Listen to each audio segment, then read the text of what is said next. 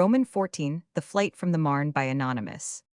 We soon reached the cathedral and reported to Lieutenant Spahn whom we found there. He too had defended his fatherland in that town. Clean-shaven and faultlessly dressed, he showed up to great advantage contrasted with us. There we stood in ragged, dirty, blood-stained uniforms, our hair disheveled, with a growing beard covered with clay and mud. We were to wait, that was all. We sat down and gazed at the misery around us. The church was filled with wounded men. Many died in the hands of the medical men. The dead were carried out to make room for others. The bodies were taken to one side where whole rows of them were lying already. We took the trouble to count the dead, who had been mostly placed in straight rows, and counted more than 60. Some of them were in uniforms that were still quite good, whilst our uniforms were nothing but rags hanging from our backs. There were some sappers among them, but their coats were not any better than our own. "Let us take some infantry coats," somebody ventured. "What's the difference? A coat is a coat." So we went and took the coats from several bodies and tried them on. Taking off their clothes was no easy job, for the corpses were already rigid like a piece of wood. But what was to be done? We could not run about in our shirt sleeves. All did not find something PG 109 to fit them, and the disappointed ones had to wait for another chance to turn up. We also needed boots, of course, but the corpses lying before our eyes had boots on that were not much better than our own. They had worn theirs as long as we had worn ours, but we thought we might just inspect them all the same. We looked and found a pair of fairly good ones. They were very small, but we guessed they might fit one or the other amongst us. Two of us tried to remove them. "But they are a tight fit," one of the two remarked. Two more came up to help. Two were holding the leg of the dead man while the two others tugged at the boot. It was of no use, the leg and the foot were so rigid that it was found impossible to get the boot off. "Let it go," one of those holding the leg remarked. "You will sooner pull off his leg than remove that boot." We let go just as the doctor passed. "What are you doing there?" he asked us. "We want to get some boots." "Then you will have to cut them open. Don't waste your time. The rigid leg will not release the boot." He passed on. The situation was not complete without a brutal joke. An infantryman standing near said, pointing to the dead, "Now you know it, let them keep their old boots, they don't want to walk on their bare feet." The joke was laughed at, and why not? Here we were out of danger. What were the others to us? We were still alive, and those lying there could hear no longer. We saw no other things in war, and better things we had not been taught. It is true that on the way we had got some bread by begging for it, but we were still quite hungry. Nothing was to be seen of our field kitchen. The crew of our field kitchen, and the foraging officer and sergeant, always preferred to defend their fatherland, several tens, PG 110 of miles behind the front. What were others to them? What were we to them? As long as they did not need to go within firing range of the artillery, they were content. Comradeship ceases where the field kitchen begins. There were, however, some field kitchens belonging to other parts of the army. They had prepared meals, but could not get rid of the food, even if their company, the rest of their company, should have arrived. They would have had far too much food. Many a one for whom they had prepared a meal was no longer in need of one. Thus we were most willingly given as much to eat as we wanted. We had scarcely finished eating when we had to form up again. Gradually, several men of our company had come together. We lined up in a manner one is used to in war. The old man arrived.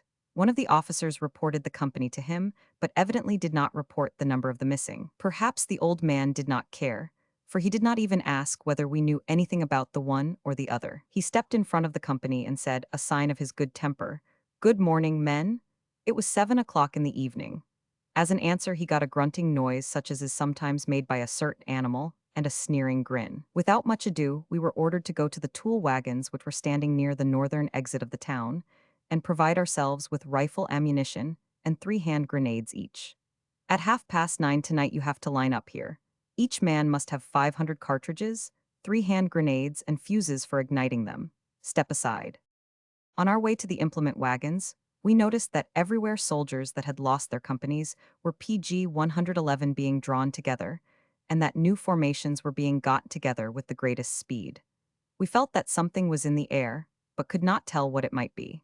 The rain had started again and was coming down in torrents. When we were at the appointed place at 9:30 in the evening, we saw all the principal streets filled with troops, all of them in storming outfit like ourselves.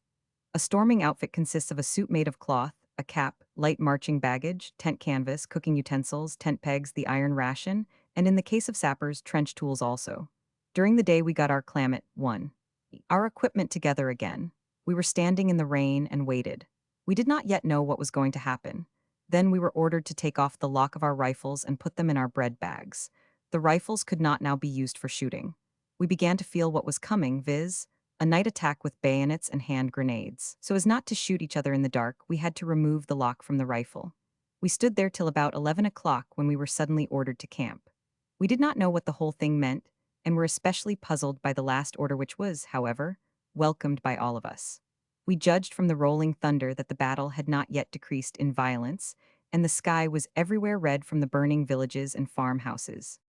Returning home, we gathered from the conversation the officers had among themselves that a last attempt was to be made to repel the French. That explained the night assault, the order for which had now been cancelled. They had evidently made, or been obliged to make another resolution at the General Staff. PG 112, perhaps they had recognized that no more could be done, and had rescinded the order for the attack and decided upon a retreat, which began the next morning at 6 o'clock. We, however, had no idea that it should be our last night at Vitry. We lodged in a shanty for the night. Being sufficiently tired, we were soon in a deep slumber. We had to rise at 4 o'clock in the morning. Each of us received a loaf of bread. We filled our water bottles and marched off. Whither we were marching we were not told, but we guessed it. The remaining population of Vitry, too, seemed to be informed. Some were lining the streets, and their glances were eloquent. Everywhere a feverish activity was to be observed. We halted outside the town. The captain called us to gather round him and addressed us as follows. Our troops will evacuate their positions on account of the difficult terrain and retire to those heights where they will take up new positions. In saying that, he turned round and pointed to a ridge near the horizon. He continued, "There we shall settle down and expect the enemy. New reinforcements will arrive there today, and some days hence you will be able to send a picture postcard home from Paris." I must avow that the majority of us believed that humbug at the time. Other portions of the army were already arriving from all directions. We had been marching for some hours when we heard that Vitry had already been occupied again by the French, and that all the materials stored at Vitry, together with all the hospitals, doctors and men, and whole companies of the medical service, had been taken there. Towards 2 o'clock in the afternoon, we reached the heights the captain had shown us, but he had evidently PG 113 forgotten everything, for we marched on and on. Even the most stupid amongst us now began to fear that we had been humbugged. The streets became ever more densely crowded with retreating troops and trains. From all sides they came and wanted to use the main road that was also being used by us, and the consequence was that the road became too congested and that we were continually pushed more to the rear. Munition wagons raced past us singly, without any organization. Order was no longer observed. Canteen and baggage wagons went past, and here already a wild confusion arose. Every moment there was a stop and all got wedged. Many would not wait, and some wagons were driven by the side of the road, through fields turned sodden by the rain, in an attempt to get along. One wagon would be overturned, another one would stick in the mud. No great trouble was taken to recover the vehicles. The horses were taken out and the wagon was left. The drivers took the horses and tried to get along. Every one was intent upon finding safety. Thus one incident followed upon another. An officer came riding up and delivered an order to our captain. We did not know what it was, but we halted and stepped into the field. Having stacked our rifles, we were allowed to lie down. We lay down by the side of the road and gazed at the columns, field kitchens, transports, medical trains, field post wagons, all filing past us in picturesque confusion. Wounded men were lying or sitting on all the vehicles. Their faces showed that riding on those heavy wagons caused them pain. But they, too, wanted to get along at any price, for they knew from personal experience what it meant to fall into the hands of an uncompromising enemy.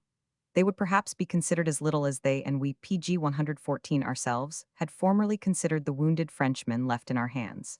Because they knew this, as all of us did, they did not want to be left behind for anything in the world. We had as yet not the slightest idea what we were to do. Night came upon us, and it poured again in torrents. We lay on the ground and felt very cold. Our tired bodies no longer gave out any heat, yet we stayed on the ground too tired to move. Sections of artillery now began to arrive, but most of the batteries had no longer their full number 6 of guns. One had lost 3, another 2, many guns even arriving singly. Quite a number of limbers, some 50 or so, passed without guns. Those batteries had only been able to save the horses and had been obliged to leave the guns in the hands of the French. Others had only 2 or 4 horses instead of 6. Presently some 15 motorcars, fine solid cars, came along. We gazed in astonishment at the strong, elegant vehicles. "Ah," my neighbors exclaimed, "the General Staff? Duke Albrecht of Württemberg and his faithful retainers? We were getting rebellious again. Everyone felt wild and it rained curses. One man said, after having sent thousands to their doom, they are now making off in motorcars. We were lying in the swamp and nobody noticed us. The automobiles raced past and soon left all behind them. We were still quite in the dark as to our purpose in that place. We lay there for hours, till 10 o'clock at night. The troops were surging back largely in dissolved formations. Machine gun sections arrived with empty wagons. They had lost all their guns. In the west, we heard the thunder of guns coming nearer and nearer. PG 115, we did not know whether we were going to be sent into battle again or not. The confusion in the road became worse and worse, and degenerated in the darkness into a panic. Refugees, who were wandering about with women and children in that dark night, and in the pouring rain, got under the wheels of wagons. Wounded men in flight were likewise crushed by the wheels, and cries for help came from everywhere out of the darkness. The streets were badly worn. Abandoned vehicles were lining the sides of the road. We began to move at 3 o'clock in the morning, and before we were fully aware of what was happening, we found ourselves with the rear guard. Regiments of infantry, shot to pieces, arrived in a pitiful condition. They had cast away their knapsacks and all unnecessary impediments, and were trying to get along as fast as possible. Soon after, the first shrapnel of the enemy began to burst above our heads, which caused us to accelerate our march continually. The road, which had also been used during the advance, was still marked by deep shell holes that were filled with water to the very edge, for it rained without interruption. It was pitch dark, and every now and then somebody would fall into one of those shell holes. We were all wet through, but continued to press on. Some would stumble over something in the dark, but nobody paid any attention. The great thing was to get along. Dead horses and men lay in the middle of the road, but nobody took the trouble to remove the obstacle. It was almost light when we reached a small village and halted. The whole place was at once occupied and put in a state of defense as well as was possible. We took up positions behind the walls of the cemetery. PG 116 other troops arrived incessantly, but all in disorder, in a wild, confused jumble. Cavalry and artillery also arrived together with a machine gun section. These, however, had kept their formations intact. There was some disorder, but no sign of panic. One could see that they had suffered considerable losses, though their casualties had not been as heavy as ours. The enemy was bombarding us with his guns in an increasing degree, but his fire had no effect. Some houses had been hit and set alight by shells. Far away from us, hostile cavalry patrols showed themselves, but disappeared again. Everything was quiet. 10 minutes afterwards, things in front of us began to get lively. We saw whole columns of the enemy approach. Without firing a shot, we turned and retired farther back. Mounted artillery were stationed behind the village and were firing already into the advancing enemy. A cavalry patrol came galloping across the open field, their horses being covered with foam. We heard the leader of the patrol, an officer, call out in passing to a cavalry officer that strong forces of the enemy were coming on by all the roads. We left the village behind us and sought to get along as quickly as possible. We had no idea where we were. The cavalry and artillery sections that had been left behind were keeping the enemy under fire. Towards noon, shrapnel was again exploding above our heads, but the projectiles were bursting too high up in the air to do any damage to us. Yet it was a serious warning to us, for it gave us to understand that the enemy was keeping close on our heels, a sufficient reason to convert our retreat into a flight. We therefore tried to get away as fast as our tired-out bones would let us. We knew there was no chance of a rest today, so we hurried on in the drenching rain. PG 117. The number of those who dropped by the way from exhaustion became larger and larger. They belonged to various portions of the army. We could not help them, and there were no more wagons. These were more in front. Those unfortunate men, some of whom were unconscious, were left behind just as the exhausted horses. Those that had sufficient strength left crawled to the side of the road, but the unconscious ones remained where they fell, exposed to the hoofs of the horses and the wheels of the following last detachments. If they were lucky enough not to be crushed to atoms, they fell into the hands of the enemy. Perhaps those who found our men were men and acted accordingly. But if they were soldiers brutalized by war, patriots filled with hatred, as could also be found in our own ranks, then the Boche, as the French say, had to die a miserable death by the road, die for his fatherland. To our shame, be it said, we knew it from our own experience and summoned all our energy so as not to be left behind. I was thinking of the soldier of the Foreign Legion lying in the desert sand, left behind by his troop and awaiting the hungry hyenas. The road was covered with the equipment the soldiers had thrown away. We, too, had long ago cast aside all unnecessary ballast. Thus we were marching, when we passed a wood densely packed with refugees. Those hunted people had stretched blankets between the trees so as to protect themselves from the rain. There they were lying in the greatest conceivable misery, all in a jumble, women and men, children and graybeards. Their camp reached as far as the road, and one could observe that the terrible hours they had lived through had left deep furrows in their faces. They looked at us with weary, tired eyes. The children begged us to PG 118 give them some bread, but we had nothing whatsoever left and were ourselves tormented by hunger. The enemy's shrapnel was still accompanying us, and we had scarcely left the wood when shrapnel began to explode there, which caused the refugees, now exposed to the fire, to crowd into the fields in an attempt to reach safety. Many of them joined us, but before long they were forbidden to use the road because they impeded the retreat of the troops. Thus all of them were driven without pity into the fields soaked by the rain. When we came to a pillaged village towards the evening, we were at last granted a short rest, for in consequence of our quick marching, we had disengaged ourselves almost completely from the enemy. We heard the noise of the rearguard actions at a considerable distance behind us, and we wished that they would last a long time, for then we could rest for a longer period. From that village, the head man and 2 citizens were carried off by the Germans, the 3 being escorted by cavalry. We were not told why those people were being taken along, but each place had to furnish such hostages, whole troops of whom were being marched off. The remaining cattle had also been taken along. Troopers were driving along the cattle in large droves. We were part of the rear guard. It is therefore easy to understand why we found no more eatables. Hunger began to plague us more and more. Not a mouthful was to be had in the village we had reached, and without having had any food, we moved on again after half an hour's rest. We had marched 2 miles or so when we came upon a former camping place. Advancing German troops had camped there about a week ago. The bread that had evidently been plentiful at that time now lay PG 119 scattered in the field. Though the bread had been lying in the open for about a week and had been exposed to a rain lasting for days, we picked it up and swallowed it ravenously. As long as those pangs of hunger could be silenced, it mattered little what it was that one crammed into one's stomach. PG 120.